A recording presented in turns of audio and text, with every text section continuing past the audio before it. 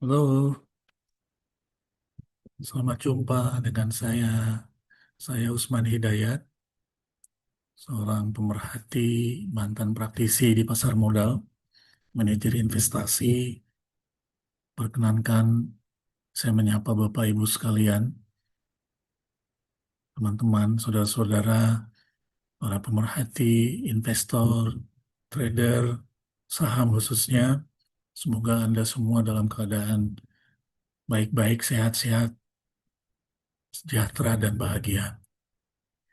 Saya perkenalkan sebuah platform atau eh, suatu pendekatan analisis investasi perdagangan saham secara data numerik, data angka menggunakan kertas kerja Excel yang mudah-mudahan bisa diikuti dan memberikan eh, sebuah masukan atau keyakinan baru setelah Bapak Ibu juga menggunakan alat-alat analisis yang lain, technical fundamental, mudah-mudahan ini menjadi sebuah pelengkap. Saya secara pribadi tidak ada afiliasi ataupun kepentingan pihak lain.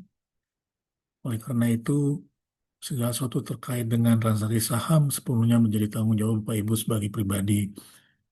Mudah-mudahan ini memberikan manfaat Bapak Ibu sekalian. Jadi, sebelum masuk ke materi utama, karena ini video pertama, saya perkenalkan bahwa eh, belanja saham namanya ya. Jadi, kita bikin dengan eh,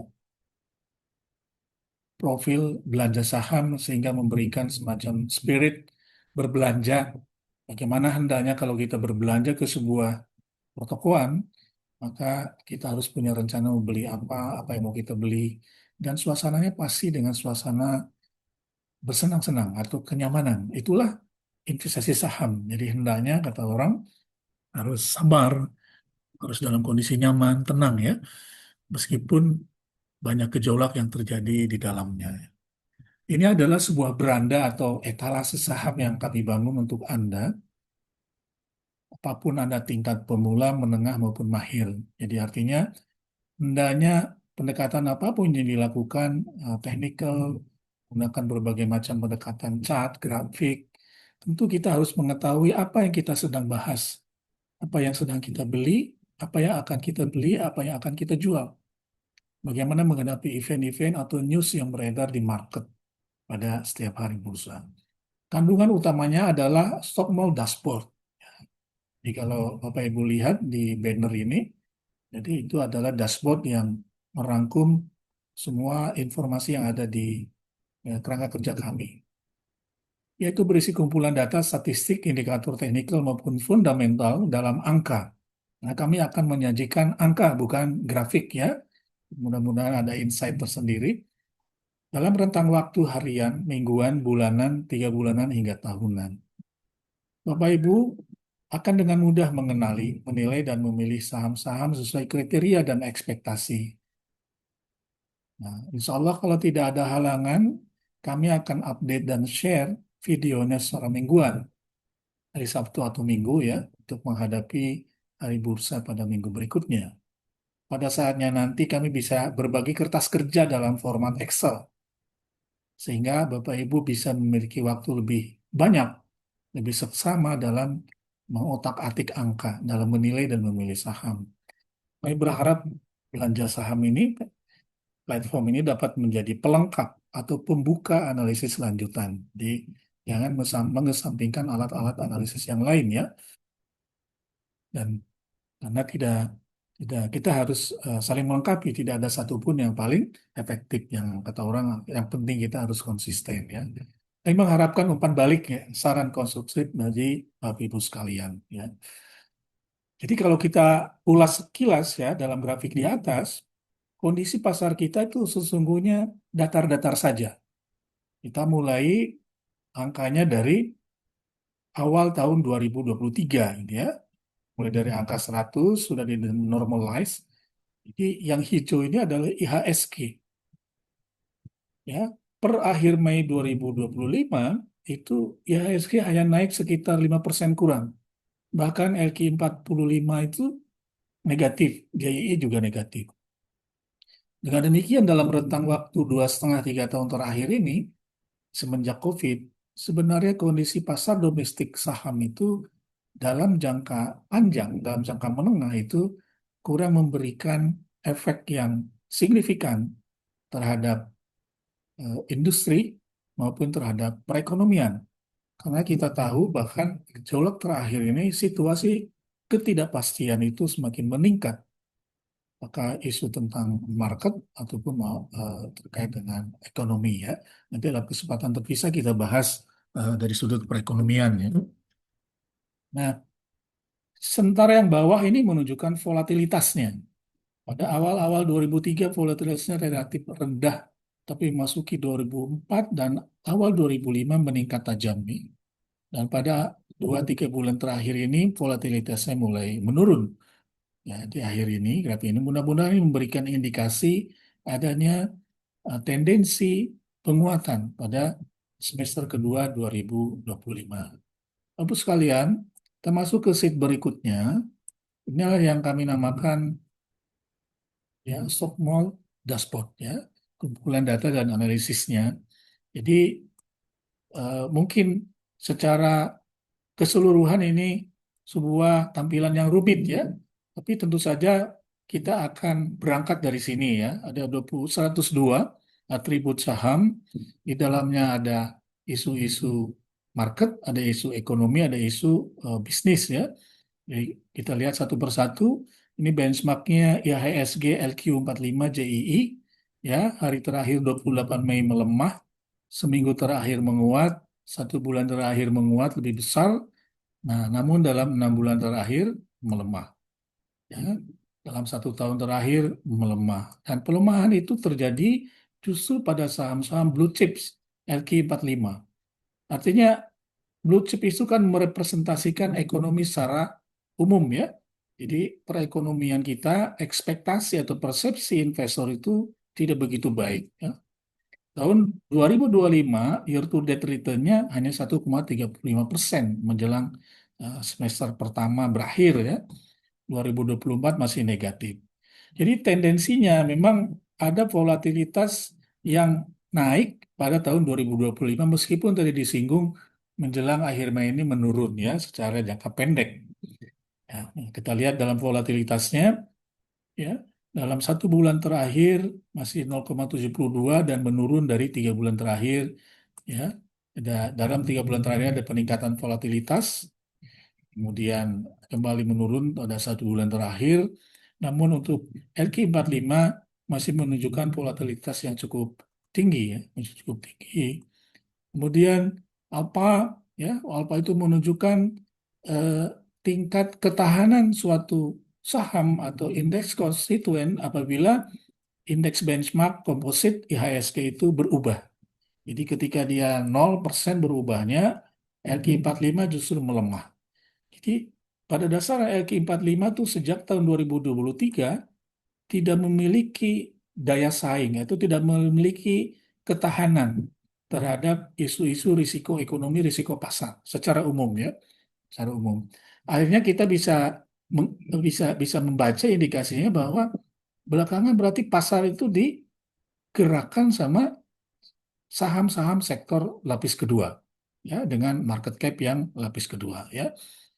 Nah, kemudian beta juga menunjukkan indikator risiko ketika ya benchmarknya IHSG ini berubah 1 poin atau 1%, LQ45 berubah 1,2%. Kira-kira begitu. Ketika IHSG berubah 1% ya dalam 3 bulan terakhir yang ini ya, maka CII berubah 1,8%.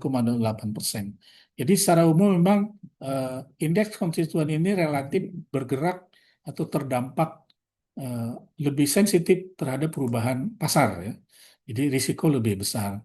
Korelasi menunjukkan tingkat keterhubungan yang masih besar ya karena memang LQ45 itu kita baca kontribusinya 45,78% terhadap indeks komposit ya dengan market cap 10,300 miliar, 10.000 triliun, 300 miliar ya.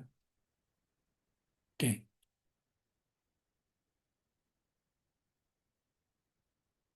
Kemudian tren ya, tren ini kecenderungan perubahan dalam waktu tertentu ya. Jadi T21 ini adalah tren dalam 21 hari terakhir. Itu 1 bulan ya, konvensi internasional 1 bulan itu 21 hari bursa. 3 bulan 63 dan seterusnya ya. Jadi dalam 1 bulan terakhir trennya adalah 1%. Artinya bukan 1%, 1 kali. Jadi kalau kita imajinasikan garis tren di dalam eh, chart ya, candlestick atau apa ya, lembah ke lembah, puncak ke puncak, ini kemiringan garisnya itu yang eh, satu itu adalah 45%. Ya. Nah, ini comparable karena sudah dinormalize. Jadi kalau membandingkan katakan ini ASES ya, trennya 0,64 berarti dia lebih rendah dibanding tren IHSG. Sementara yang 6 bulan, eh, maaf, 3 bulan terakhir, 63 hari kerja, ASES itu justru trennya menurun ya. Menurun berkebalikan dengan bursa ya, dengan komposisi. Kemudian di sini ada moving average ya, beberapa juga analis portfolio manager di reksadana menggunakan moving average sebagai indikator untuk menentukan momentum beli, momentum jual. Jadi kalau closing price dibanding dengan moving average 20 hari angkanya positif, pada dia ada kecenderungan dia golden cross. Dia eh, meningkat memotong garis rata-rata 20 hari. Ini juga memotong rata-rata 10 hari. Kemudian kalau dari moving average 5 hari dengan 20 itu juga positif. Jadi ini bisa bisa diikuti ya secara seksama mungkin ya untuk secara eh, dalam jangka panjang kita akan memahami betul platform ini sehingga pada saatnya nanti kami akan share file Excel-nya. Kemudian relative strength index ya.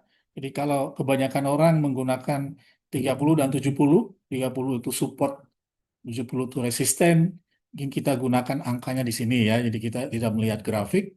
Jadi kalau 62, 63 ini indeks masih sedang bergerak ya, tapi kecenderungannya masih antara naik dan turun.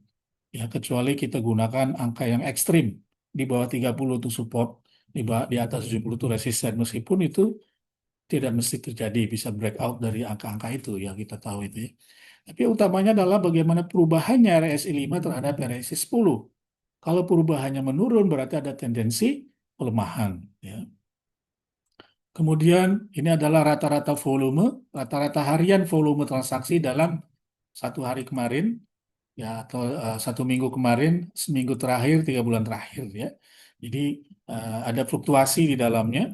Jadi kemarin akhir akhir bulan ya, biasa akhir bulan ada squaring transaksi atau posisi posisi di neraca investor kelembagaan umumnya sehingga volume transaksi umumnya meningkat. Demikian juga value-nya ya, nilai transaksinya meningkat pada hari terakhir itu. Kemudian di sini adalah frekuensi ya frekuensi juga secara umum meningkat. Kemudian volatility of the red value. Jadi kita kadang-kadang menduga rumor-rumor yang beredar di market hanya berdasarkan rumor ya. Tapi kita mengetahui berapa angkanya, kita coba atau kita kembangkan dengan sebuah pendekatan volatilitas dari trade value dan volatilitas dari trade frekuensi. Ya. Jadi kalau indeks komposit volatility-nya hanya 29,7%, maka LQ45 dengan 92,86% ini menunjukkan bahwa transaksi terhadap saham-saham LQ45 ya itu relatif lebih volatile secara value.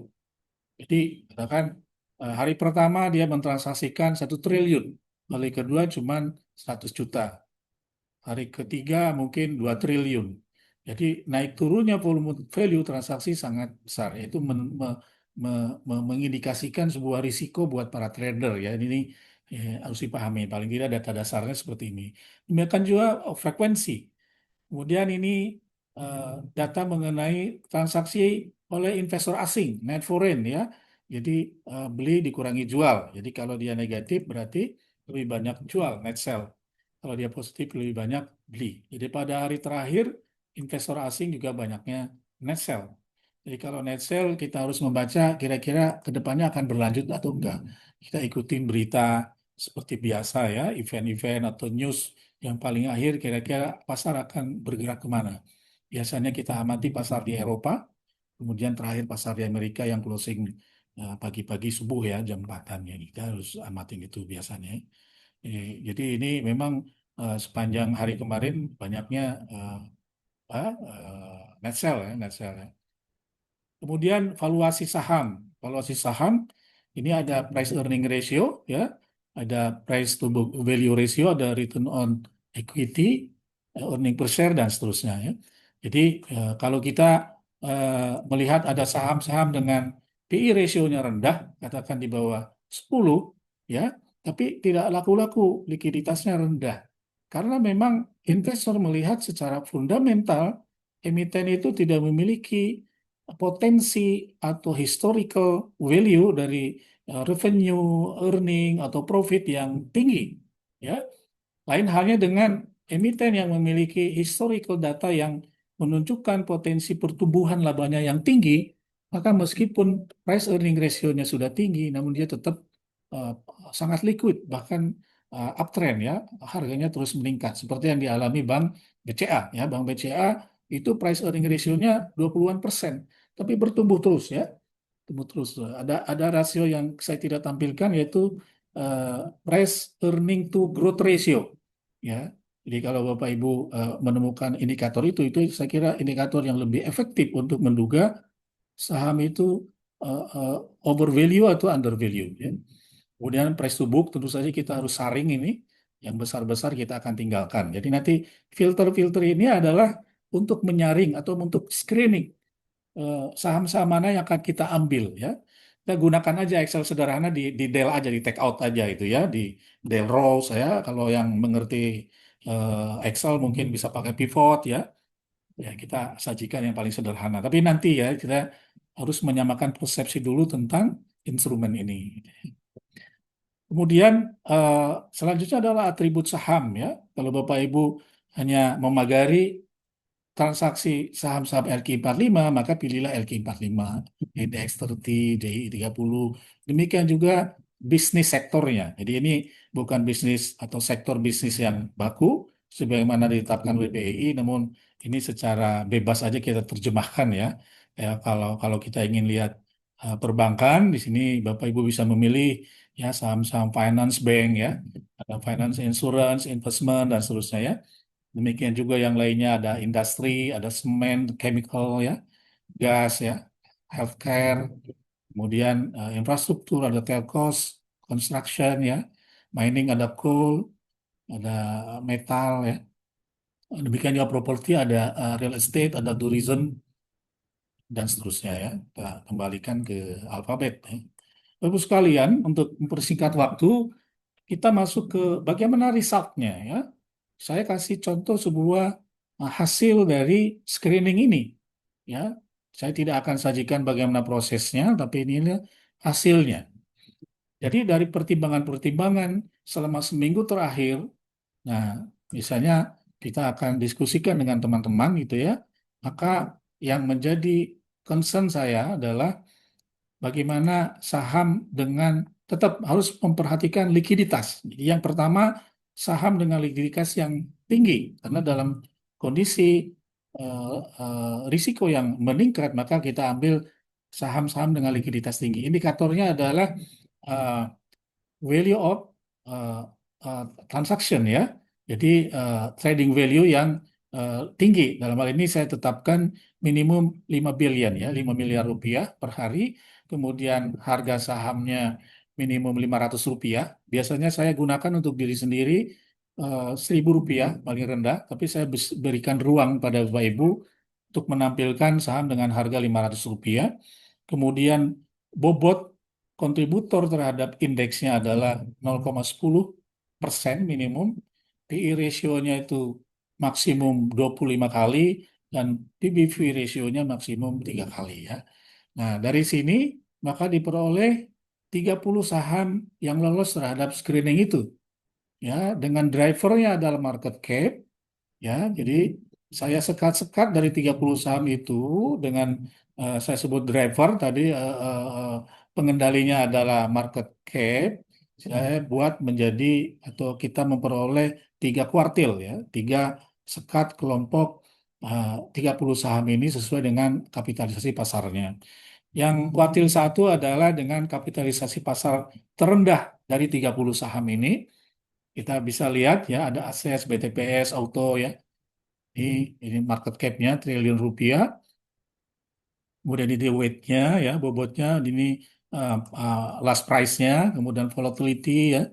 Ya, volatility kalau menurut saya maksimum 2-3% lah. Kalau 4,3% itu udah tinggi. Jadi volatilitas harian itu berapa probabilitas kerugian maksimum yang bisa diderita oleh eh, trader ya setiap hari terhadap saham tertentu. Ya, tentu saja ini statistik ya, statistik sangat tinggi, sangat tinggi. Jadi kita menggunakan return harian. Kemudian alfa, ya kayak aset tadi kan alfanya negatif ya, kita harus hindarkan. Jadi saham-saham yang tidak bisa mengenerate dirinya sendiri untuk eh, eh, memiliki competitiveness itu ya dibanding saham yang lain atau dibanding indeks komposit ya. Kemudian trennya juga negatif. Jadi kita nggak mungkin kita memilih saham akses ya, saham akses. Kemudian dan seterusnya seperti saya sudah jelaskan tadi ya, cuma saya sederhanakan ini untuk 3 bulan. Jadi yang 1 minggu, 2 bulan, apa, 1 bulan dan seterusnya tidak saya tampilkan. Alpha, beta, trend, moving average ya, momentum, average volume, value dan seterusnya ya. Kemudian PE ratio dan seterusnya kita sesuai dengan standar tadi. Demikian juga untuk kuartil kedua. Ini ada INTP, MAPI, AKRA, JSMR ya. Tentu tidak semuanya klop dengan portofolio Bapak Ibu sekalian ya. Jadi untuk yang klop silakan dikonfirmasi ulang dengan menggunakan pendekatan yang biasa Bapak Ibu lakukan. Technical ya, apa pakai candlestick ya atau mengikuti tayangan-tayangan dari para ahli yang lain ya, para ahli di bidangnya. Ya, kemudian yang big cap tuh ada cuma 6 ya. Jadi kalau tadi yang yang small cap katakan sebenarnya tidak small cap ya, cuman dari 30 ini yang paling rendah market cap-nya ada 8, kemudian yang mediannya ada 16, yang kuartal ketiga yang bigger ya atau biggest ini ada 6 ya, ada perbankan kebanyakan.